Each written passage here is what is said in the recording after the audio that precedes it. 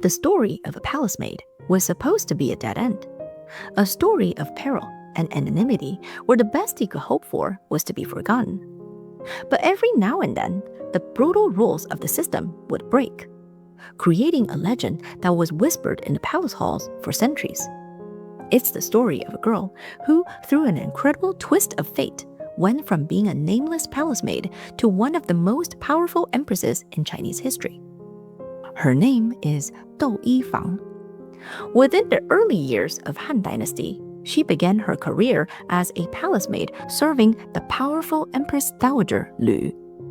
Around 185 BCE, the Empress Dowager decided to send a number of her maids out of the palace to be given as gifts to the rulers of feudal states.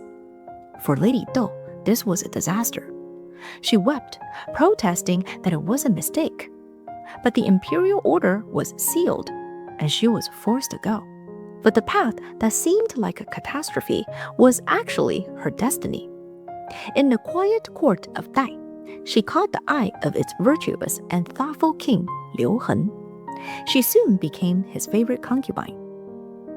Then, in a tragedy that worked out in Lady Dou's favor, the king's official queen fell ill and died, and Lady Dou became the most powerful woman of his harem. Then, in the year 180 BCE, a political earthquake shook the capital. The powerful Empress Dowager Lu died, and the court ministers violently purged her entire family from power. They needed a new emperor, and fast. But they wanted someone they could control. Turns out that Liu Hen, the isolated king from the remote land of Dai, checked all of the boxes. Lady Dou, the girl who had left the palace years ago as a nameless piece of property, now rode back through its gates in a royal carriage beside the new emperor of the Han Dynasty. She wasn't a maid anymore. She was the empress, the mother of the empire. Stay curious, stay magical.